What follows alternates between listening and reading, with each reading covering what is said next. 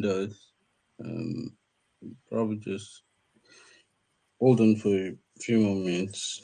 It's, Is that all right? that's fine. Yeah.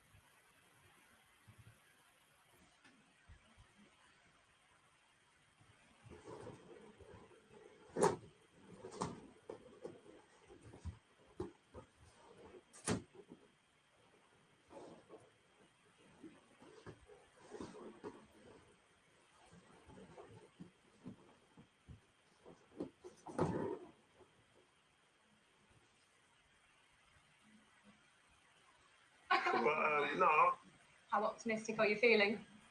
yeah, I'm not going to get carried away like I normally do and become a meme. You've learned from that. But no, I'm happy with what you're saying because.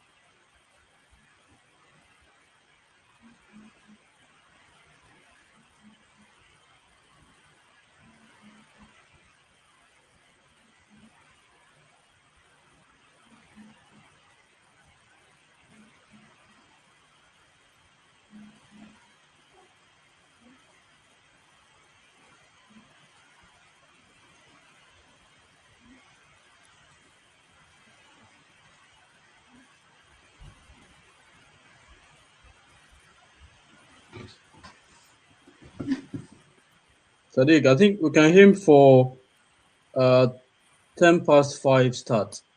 Okay, Is that okay? that's all right.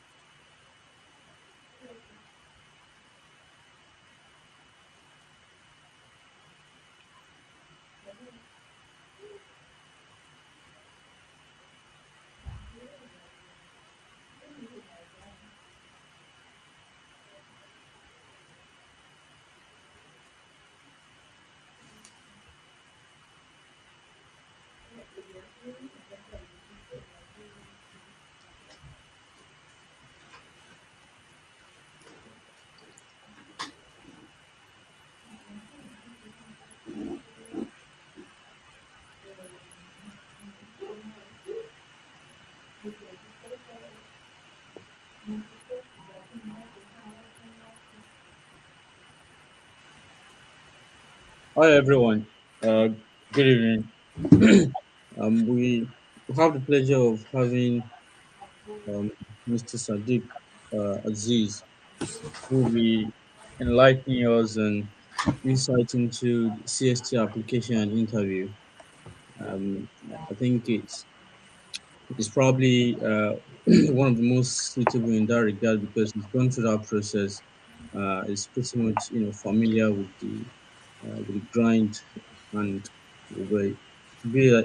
I look forward to a very educating session and to be really exciting time.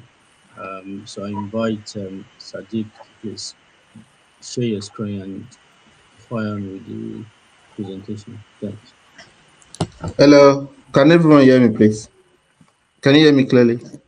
Yes, we can. Okay, good. Hi, I'm Sadiq Aziz, and I'll be talking briefly, giving an insight into core surgical training, the application, the interviews, and what to expect, and the best way to go about it. So, the objectives and the outcome of this talk is to understand the essence of core surgical training. Why do we do core surgical training? What is the essence of setting up the program? And I'll talk about the application for the program as well, and advice on how to prepare your portfolio, and also to be aware of the possible bottlenecks you can meet, the obstacles, and how to go about them. And also, the talk will not be complete without talking about possible alternatives to the core surgical training program. So, the core surgical training program is a 2 year post foundation year program, which the first 2 years of higher surgical training. So, after completing final year in medical school, I am an IMG, an international medical graduate. So a lot of people may not be familiar with the route of training in the UK. So I'll just talk briefly on that. So after graduating medical school, you do 2 years of foundation, FY1 and FY2. And the core surgical training is just like a bridge between the foundation year and higher specialty training in surgery. The surgical training normally is an 8 year program. So the core surgical training is the 2 year is a 2 year program that exposes you to surgery and help you uh, understand your potential and choose a specialty that you really like. I think that's the whole essence of the program, and also to help your application for the surgical training. It has been shown that core trainees have a bit more advantage for higher surgical training application than people who did not do core surgical training. So it's a good program because you are well supervised and you're given advice on what to do that will prepare you for the application for the SC3 interviews. So the core surgical training can be a run-through program. It can be about, so it's either when it's run through, you just ST1 to ST8, and you don't necessarily have to apply for the ST3, but you have to benchmark most of the time. So once you have achieved all the goals for your SCT2 or ST2, then you cross to ST3. So in a few instances, you have to apply and do the interview, but all you just have to do is to benchmark. You have a guaranteed job for ST3. That is a run-through program. I think it was started about 3 years ago, but for last year's application, there was no run-through program for surgery for reasons best known to them. And also there are teamed programs where because it's a 24-month program. So you have rotations which could be 4 months, 6 months, 8 months, or 12 months. For example, I am in a orthopedic teams program, and I'm doing 6 months of vascular surgery and 18 months of orthopedics. So you can have other posts which could be an assortment of other jobs. There are posts where they're just like 6 months of different surgical specialties. Someone got 6 months urology, 6 months gen surgery, 6 months orthopedics, and 6 months vascular surgery, something like that. So it depends on a lot of matching up, and that is what's taken into account during preferences, which I'll talk about later. So the application is online. It's been online for a while now, for about 3-4 years, and it is done on the Oriel website. And I've copied the address on there. Part of the things you need is, if you have not done your foundation here in the UK, you need to get the CREST form. But if you have completed your foundation here, or if you are an FY2, you do. I don't think you need the CREST form. You just need the certificate which shows that you've completed the foundation program. So you make the application on Oreo. It will be on in November. I think for the 2023 year, it should be on in November as well. After submission, you go through the long listing, because before you submit, they ask most of the question about the self-assessment. So they give you a score, and then the long list people based on the cutoff. Then after long listing, they ask you guys to upload the evidences for your claims, and a panel goes through the evidences, and they either add to your mark, or most times they cut off your mark. They scrutinize everything, and that is why it's very important to put on undisputable evidences just for your own good. I made a lot of mistakes, and I'll talk about them as well. So after being shortlisted, then you get an interview invite, and if you do well in your interview, you will be told if you're appointable or not, and then you'll be given a rank. Then you'll be sent the preferencing portal where you rank the jobs as you want them, and hopefully you get an offer. And voila, for such good training. So I will just talk about the self-assessment.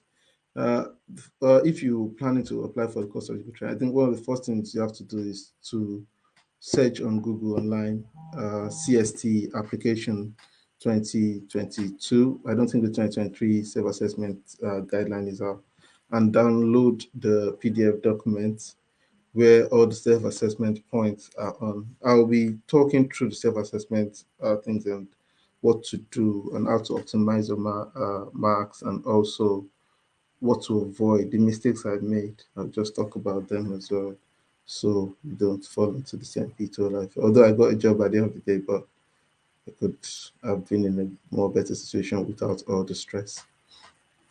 So I'm talking about last year, the self-assessment guideline used for the year I applied is a bit different from last year. I applied in 2021. I'm a CT2 now, so for last year, 2020. That's the self-assessment guideline I'll be talking about. So the self-assessment is the set of checklists, and the total mark is 72. I will just go off my presentation so we can look through the self-assessment guideline while I talk through it, really. So this is the 2022 course surgical training self-assessment scoring guidance for candidates. So just keep both of this. It's the total point here is 72, and I think the aim for everyone is to get as much as possible for this mark, because this will be used for long listing and later shortlisting for interviews. So what I would advise us to do, anyone who's applying for course surgical training, download this document. It's readily available on Google. Then write out, score yourself, know what you have already, and then write out what you need to do, or the things that are achievable. If you're applying later this year, I think we have 2 or 3 months left. Look for achievable things that you can do in 3 months. You can make do with goals that you know is unlikely you are going to achieve. There are few high-yield things you can do within the next 2 or 3 months, which can really add to your point. So for last year, MRCS took a really big part of the mark. It's 4 points if you've passed your MRCS and 0 if you've not passed. So it doesn't care if you have done it and you've not passed, or as long as you've passed the MRCS, that is 4 points, which is very significant. When I applied, it was 3 points if you've passed the MRCS, 1 point if you've sat for it, but you've not passed it, and 0 if you've not attempted it at all. But last year was quite different. It's all or none, which is 4 points. So if you're planning to do course of training, if you're planning to apply this year, I'm not sure if there's any sitting next, but that is a good one to do. Also, attendance at surgical courses. So having attended 4 or more courses get you 4 points, and 2 to 3 courses 2 points. So what are there are some the 3 big courses that a lot of people tend to focus on, which is the basic surgical skills course, the CRISP course, that is the care of the care of the critically ill surgical patient, and ATLS.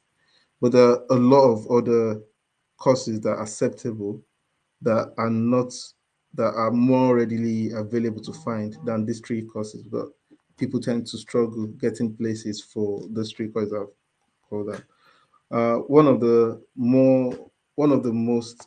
easiest courses you can do, which is really available, there's a National Character Education Program course. If you search for it online, it's really good, and it counts for as part of the courses that are accepted for course surgical training. So it's a National Character Education Program course. It's a catheter course, and then you should join ACIT as well. So the name of the course is Secret Life of Catheters. It is free and is online, and you can complete in a day, and it's a course that is accepted for this. There are a lot of courses that are being organized by ACIT, that is the Association of Surgeons in Training. If you've not joined ACIT, I think this is the best time to join. They usually have a lot of courses which are readily available. You know, they have anatomy courses, equivalents of the basic surgical skills, foundation skills in surgery. They have courses include essential radiology for surgeons, and all these courses are acceptable. They're accepted. They score points during the interview, so you don't have to focus on the basic surgical skills, ATLS, and the CRISP course, which are very competitive to find. So if you've done 4 or more surgical courses, that counts as 4. Also, if you have departmental courses that occurred locally, for example, if there is an XFIX course in your center which you've attended, that should be acceptable as well. So we just put as much as possible, and to evidence for this, you just put the certificate for these courses. I think there's enough evidence for that. So also operative experience count. It's counted really high for this year. When I applied, it was 15.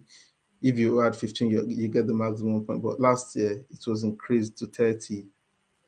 So what you just have to do, if you don't have an e-log book, you should register, and you should register for an e-log book today and log your cases, because that is the only accepted evidence for this. So you need the logbook where you log your case. So if you've had above 30 cases, you should score maximum 20 to 29, you get 4, 11 to 19 2. So even if it is assist, they all count. And to evidence this is one of the first mistakes I made during my year. I had like 70 cases, but I scored 0 for that because the consultant who signed my logbook didn't put a GMC number on it. So this is a mistake to avoid when you sign your logbook. It's just the consolidated sheet for the log. When you get an e-logbook, you can get a consolidated report of all the cases. You make sure the consultant write their name, put a signature on it, put a date, as well as the GMC number. There's no space for the GMC number, so it's easy to overlook. So just make sure consultant put the GMC number, otherwise the evidence is going to be rejected. I got 0 for that, which took a significant chunk of my mark.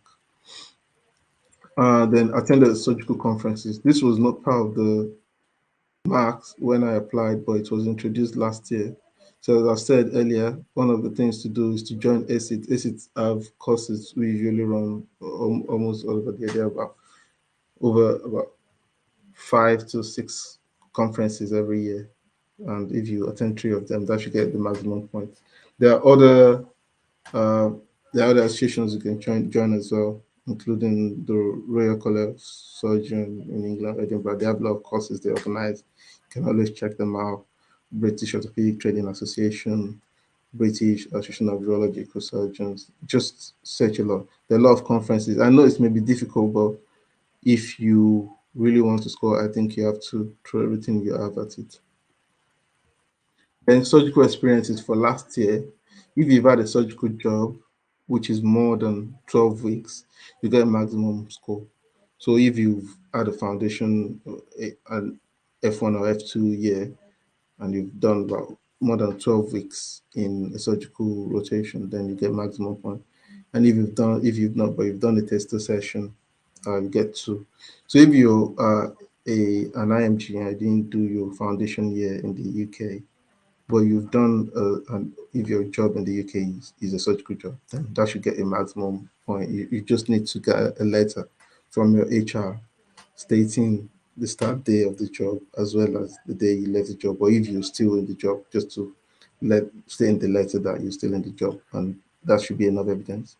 Otherwise, if you don't have a surgical job, you should try to get a tester session, which should ideally be a minimum of 5 days. It won't count for anything if it is less than 5 days. I'm sure you can call the secretaries of this unit and ask them about arranging a tester week for you. So it talks about the specialty that's accepted amongst all the surgical specialties. So as I've said earlier, for the MRCS pass, you get a letter confirming that you've passed. So that is the evidence you need. And for the surgical courses, the certificate you get should have all the information in there. And that is enough evidence. And as I said earlier, make sure the GMC number of the consultant signing your logbook is there as well. So going on to postgraduate degrees, if you're going to apply in November, you can't get a degree in the next 3 months. So there is no point focusing or wasting your time. But if you're planning to apply next year, I'm not sure if there's any program that runs from now till next August, but if there are, you can give it a shot. There are a lot of courses that count. A lot of people won't have PhDs, but if you have, good for you. So don't feel intimidated if you don't have. And if you train in a center where you get a bachelor's degree first before continuing onto the med year, that's the tree for you. But I know a lot of cases just go Hi, through. Sadiq. I think it's been breaking for a while, like the last 30 seconds or so. Okay, can you hear me now?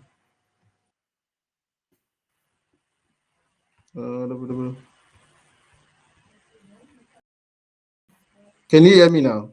It's still same. It's quite crackly, and we can't make out the words. I'm not sure. Probably it's the network. But can you? Is it any better now?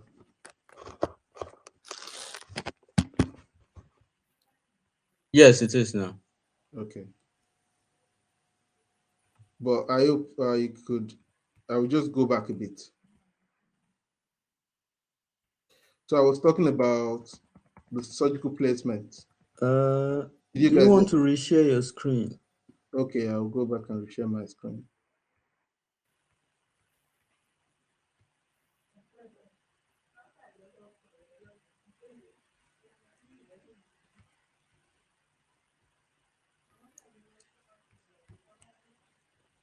Yeah. Can you see my screen now? Hello. It's not up yet. It should be up. I think you need to select I the have done option that, for and the it's entire showing that. screen. Yeah, it should show. I'm sharing my screen right now. Okay. Can you see it yet? Uh, Okay, let me no, stop sharing I again can't. and go back. Share my screen.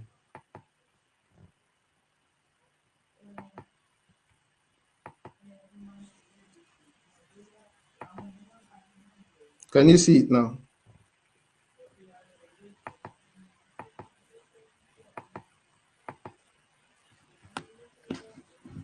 So I'm sharing the screen now. Can you see it?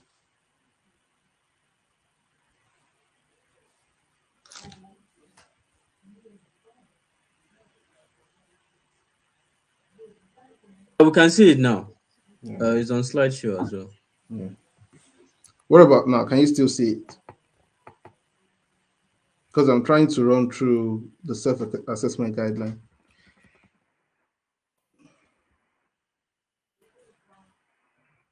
Hello? I didn't get what you said. I think Can it you see was my just screen now? Can you still see my screen now? yeah. Well, we can see your screen. Okay. So I'm not sure where I broke off, but I was talking Uh, about. yeah, I think after you spoke about conferences, Okay, so I'll just start. um, I'll just restart from surgical experiences. and then I think tester. Yeah, I think you spoke about conferences Yeah. tester week and Yeah, so I was talking if you don't if you've never had a surgical job or a surgical placement in foundation year, then you should arrange a tester session, which should be for at least 5 days for it to count and to get 2 points. But if you've not, I think you should organize that as soon as possible before the application starts. Then I was talking about postgraduate degrees. As I've said, you don't have to be if you don't have a postgraduate degree right now and you're planning to apply in 2 3 months. There is no point freaking out over that. A lot of people will not have as well. So it's not something you can easily achieve in 2 months. But if you're planning to apply, for example, next year, you can look out for programs if you're interested in this. But I think it's better to focus your energy on more high part of the scoring. So if you have a PhD, good for you. You have 4 points. If you've had a bachelor's degree in addition to your primary medical qualification, account for 3 points. If you have a research master's degree, that counts for 3 points. If you have just done a master's degree, which a lot of people have done, counts for two. And if you've had some other qualifications following your past medical qualification, including a PG SARS, PGD, that counts for one. So one thing I usually advise people for this November, it may be too late, but if you're planning to apply for next November, you can do a PG certificate in medical education. And this will get you scores in two different places, get you 1 point as part of your additional postgraduate degrees, and also a qualification in teaching, which is a good thing to do. And so every time you just need to put the certificates you get for this and post it on the photo. So prizes and awards also count if you have an award from the national conference or national program. then you should get the maximum score for that. And if you have a distinction in your final year, in your final year, that should get you the maximum score as well. But if you've done, if you have an award from a regional program or regional institution or competition, then that will count for 3. A lot of people don't have prizes, so you don't need to freak out. But if you have a presentation and you are able to, if you want to present at the conference, that is a good place to get the prizes from. And if you have some prize from your undergraduate degree, then you should get some scores or some points as well. I think I got the intermediate point because I got some prizes from my medical school. You just have to put the certificates you get for those. But if you don't have, you don't have to freak out.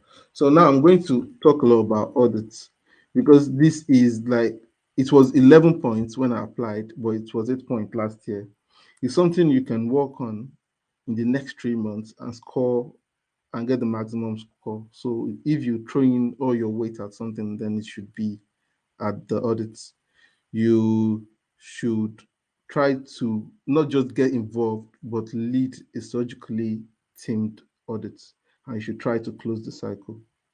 So I know a lot of people, especially if you are an international medical graduate, may be new to the concept of audits or maybe quite foreign to us, but these are quality improvement projects that you can do, and the NHS has put a lot of emphasis on it. A lot of people have blogs about trying to get a topic to do an audit on, but one of the things you can do is to check online and look for guidelines in your unit. If you're in general surgery, for example, you can go to NICE and check a lot of general surgery guidelines, which can give you ideas about audit projects to do. Another thing you can do is to phone up the audit department in your hospital and ask if there is an ongoing audit that involves your department or any surgical audit that you could be a part of. And you'll be surprised that a lot of audits that are still going on and you can work on. That is another good thing to do. When I said my CT1, that was when I got this trick. So I called the audit department and told them I was down if there was any audit that is going on. And they were able to do about 6 audits in my 6-month rotation in orthopedics in Shrewsbury. So if there's something you should throw all your weights on, you should try to lead a surgically themed audit and try to present them. So even if you present them locally, as long as you close the loop and you present them, then you should get the maximum score for that. So if you are going to focus all your attention on something, then that should be it. It should get the maximum points for those. And every point counts in your self-assessment. There are a lot of people trying to get in, and you just have to try your best to be very competitive. So I won't bother talking about the other parts because my advice is for everyone to aim to get the maximum score with the audits. I hope you guys can still hear me.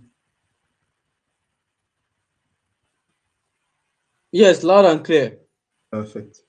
So as I've said, if there is one part you should throw all your attention on, it should be on audits, please. Then teaching experiences. If you have a teaching job, then I think that should be quite clear because from your application letter, you should have the letter specifying what your job is, being involved in teaching medical students, and that should be enough evidence. Then that should get the maximum score. But if you are in a contract job or not in a teaching job, and you've been involved in teaching, you should try to get the evidences you need. And the evidences should state the length of the period which you were involved in teaching and also the frequency of the sessions. Because this was part of the mistakes I made. When I was applying, I did a couple of teachings over the year I was there, and the frequency was about once in a month. But during the letter I got from the consultant, it just said I was involved teaching for over a year, but didn't talk about the frequency, and I was marked down. I was initially given 6 points. Then I contested and said I should be getting 8 points for that. And then they had a look again, and they said the frequency was not there. They marked me back to 2, so which was really heartbreaking. So if you're going to get a letter, read through the self-assessment guideline and try as much as possible for the letter to be worded as how they wrote, as how it's stated on the guideline. So if you want to write like you can try to put the words contributed regularly to teaching for or of medical students within the last year, which includes 4 or more sessions. You should try to be quite detailed in the wordings in the evidence you're going to supply. And that is the advice I'm going to give there. Then you can look through the other parts of it as well. So training in teaching, I know a lot of people may not have training in teaching, but if you're going with the mindset of every point counts, there are a few things you can still do to get at least a point or two right now. There are some teaching courses which run for about 2 days. I did one then, the uh, Oxford Medical Teaching I think, Program. sorry, um, sorry for interrupting. I think it's gone quite Again, crackly again. Uh, I wonder if it's possible to maybe move around the router or something. yeah, I'm just sitting across from the router actually. Okay, I'm just going to back the Oh, I router up. see. How about now? Hello? I think it's about the same, Yeah, because I'm just sitting by except the it's back. just me. Um, Can people drop comments just to know if it is a general problem?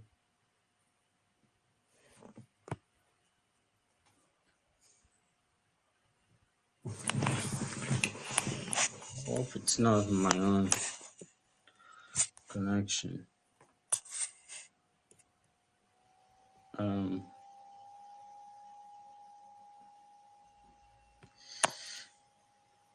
Hello. Yeah, can you hear me better now?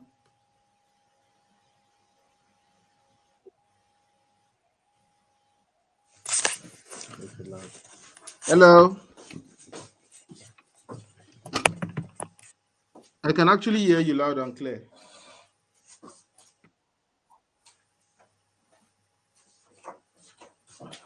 I think I could hear you now. Maybe Okay. So let's go on. Let's see if I was talking remains about stable as it is now. training in teaching, and if you don't have any, there's still a few things you can do to get some points in that. There are a couple of online courses you can do that are accepted. The I did an online module which got me 1 point because it lasted for less than 2 days, but it's about £200. But there are a couple of free courses online as well. You can check on Google, then I'm sure you can get some courses that are free, which should be accepted as well. If you have done a PG cert, as I've said earlier, that should get you 3 points here, and also get you 1 point as part of the postgraduate qualifications, which is why I advise people who are planning to apply probably next year. It's something they can look out for. But if you don't have anything, you can do a few online courses, which should get you points. As I've said, every point counts. And then you just need to put in the certificates you get from the institution as well. And then the presentation. I know a lot of people will have presentation, and also a lot of people may not have presentation because of COVID. I know it's a bit tight getting conferences and all, but if you have presentation, it's very good, especially if it's a national presentation where you get full points.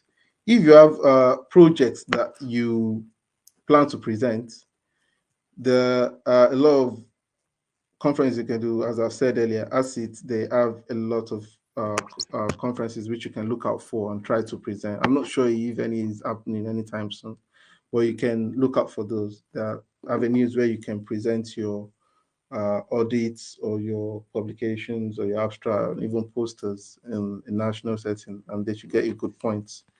So these are things to look out for, really. And if you've done any presentation, you just have to get the evidence from the organizers, certificates that shows that you've been involved in these presentations, and that should be accepted as well.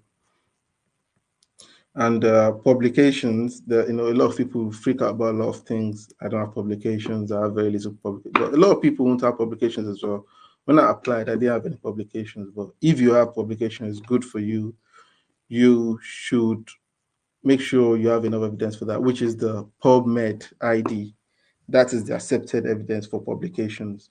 So even if you've been involved in collaborative publications, it's accepted. You just have to look through the guideline and see the one that fits you the most. But if you're applying in November and you don't have any publications, it may be a bit difficult getting things before November. Only if you have something in the pipeline and likely to come out before then. But if you don't have to worry too much if you don't have any, it's hardly anything you can do right now. And I'm sure everyone will have been involved in a leadership or a management role at one time or the other. And this is where they come in. If you've been involved in rota management, for example, that is a leadership role, which is at the local level, which you get at least 3 points. And if you have been part of a national organization, for example, if you hold a leadership position in, for example, the BMA or ASIT, or that is one of the reasons to join ASIT, because ASIT usually need people in roles, and this can get you a mark for a national leadership.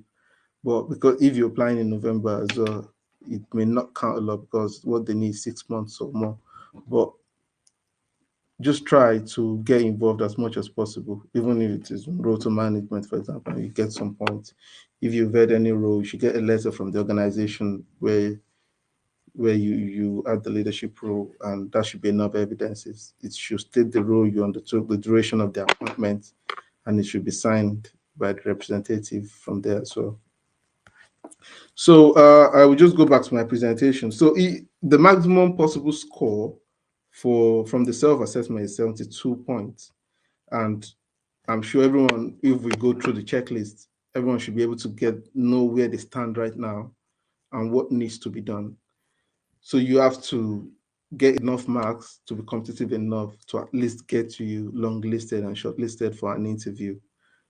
The thing I will advise everyone to do, I do it myself, is to look through the guideline, check things that I need to do to maximize my points, write it out, and put it on a sticker board on the wall close to your bed so you can see it every day, and tick things that you get it done. It may look a bit silly, but you will be surprised at things you can achieve when you actually write out what you have to do. So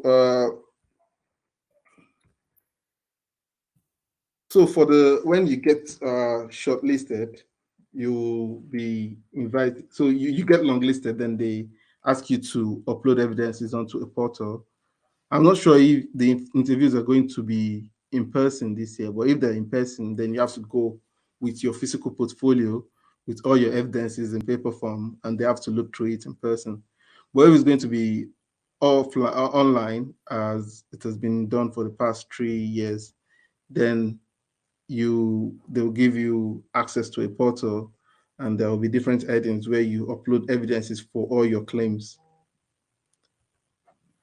Then after being shortlisted, you'll be given an interview invite. You get the date, you choose the best time and the best date for you, although it's on a first come, first served basis. The people who log in earlier get the dates that suit them better, and later people have to settle for the other available dates and times. So on the day of the interview, if it is going to be online, because I can only talk about online because that is what I experienced and that is what I know about, the interview is in 2 parts, really. It's in 2 parts of 20 minutes, of 10 minutes each, with a total of 20 minutes. So there is the management part and there is the clinical part. So the interview, which is usually online, you'll be given a link. There are usually 2 interviewers, and usually there may be a third lay person just to be present to supervise the whole thing. And they will have given you a presentation topic about a month, even a month or 2 weeks before the interview. And the topic has been constant for about the last 3-4 years, if I can remember. And it's constant, it reflects on your experience of leadership when working as a member, as a team member, and how this will be useful as a core training.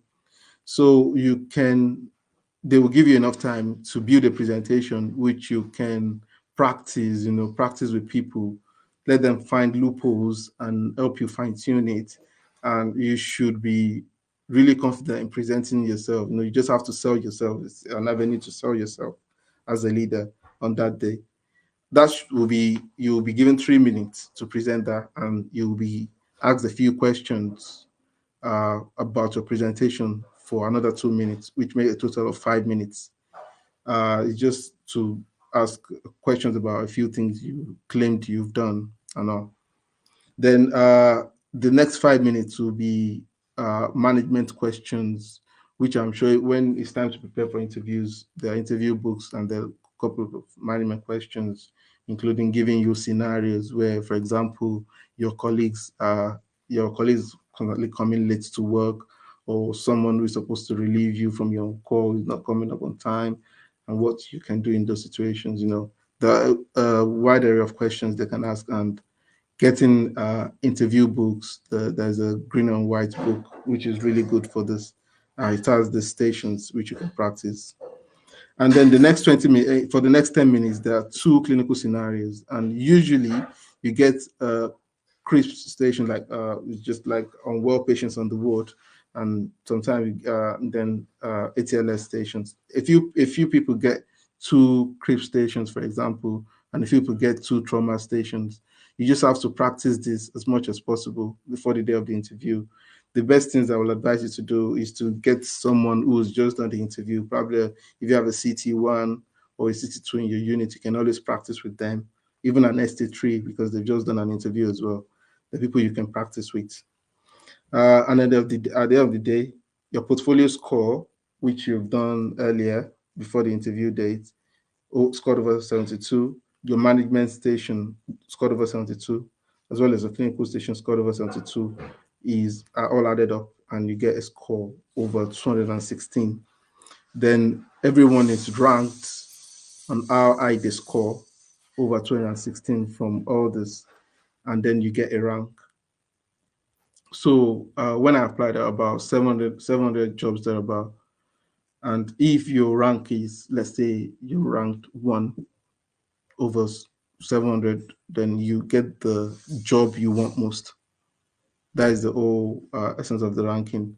But that doesn't affect, just when you're ranked and you're given preferencing, for example, you just have to preference the job as you want them. You don't have to dwell on your rank. You just have to, because the number one person may not want the job you want. For example, my ranking was mid-range, but I got my top ranked jobs. I got my 20th ranked job thereabout because I wanted to do orthopedics. Then I ranked the jobs which had a lot more orthopedics in them at the top. And I got a job which has 18 months of orthopedics and 6 months of vascular, which is perfect for me. I can't think of something better. So a lot of things to take into account when you're preferencing jobs, location. If you have a house, for example, in a particular part of the country, you may want to stay there. Or if there's a particular specialty you want, then you can put the jobs that have more exposure about it at the top. There are a lot of different things to put in mind when you are preferencing. But my advice is just preference the jobs as you want them, regardless of your rank. You may still get the job you want most, even with a low rank. Then at the end of the day, you get the job that is available for the highest rank you get.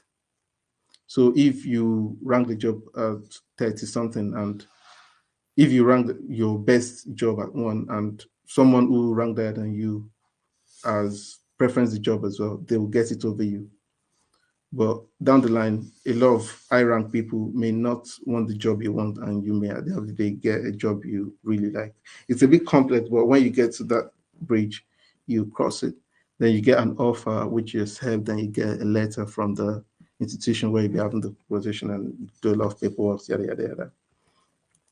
So hopefully, if you follow the advice and do well with the interview, I think it's really achievable to get a course surgical training number. It is not easy, but it is not impossible as well. But you just have to know a few things that can happen when a few things can go wrong. So to get into course surgical training, for example, you must have done less than 18 months in surgery post foundation. So if you spent more than 18 months, or by the time you're going to be starting the new job, you've done more than 18 months in a surgical job, then you may not be qualified to apply for course surgical training. And I know a lot of people who got emails about this and they were disqualified even from the long listing stage. And some people may not get the best job. It's a possibility, especially if the ranking is low, or they may not get the best location. You just have to walk around it and choose what is best for you. So, what are the things to do? Because not everyone will get a core surgical training job, would like it or not. A lot of people will not get the jobs, but there are a lot of things to do to prepare you for life. Because at the end of the day, if you're not getting a run-through program, everyone is still going to apply for the SC3. So there are things you can do. You can get a teaching job, a research job, or jobs where you have rotations that are similar to core surgical training. That a lot of those jobs available. I know Leeds does a program in Wakefield where you have rotations in surgical specialties that are mirrored after the core surgical training program, and they prepare you to apply for SC3 in whatever specialty you want. And you then, even if you don't get SC3 down the line, it's out of scope of this topic, but this is the pathway where you can work as a registrar for a while and pass your exams, and at the end of the day, do some paperwork to become a consultant, which is the ultimate aim. So this is the talk essentially, but I'm happy to take any questions if there is any. I'm sorry it was not the smoothest talk, but we can take a lot of questions from the chat box.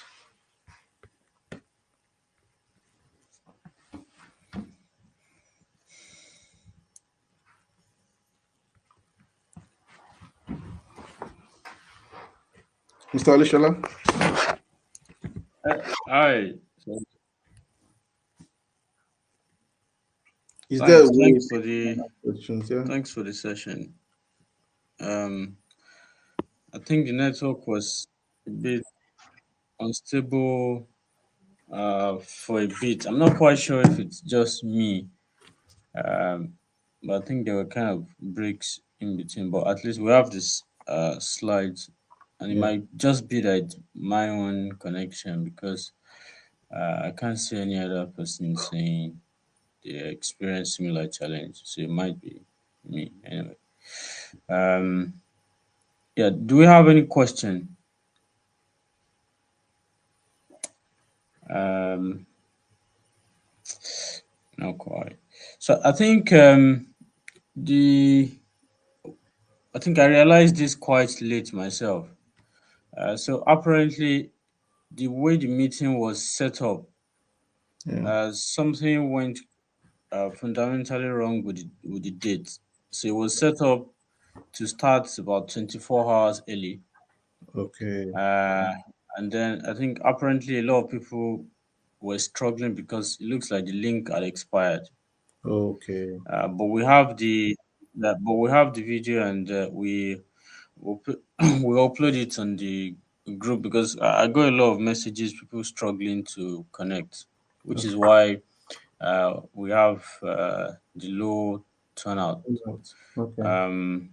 So we'll post the video on the across the groups for Okay. people to catch up with, and Yeah. then they'll still have the benefit of providing their feedbacks regardless. Thank you. And then if we have any questions, If we anyone can, has a question, they can always send me an email. yeah, You can put my email out.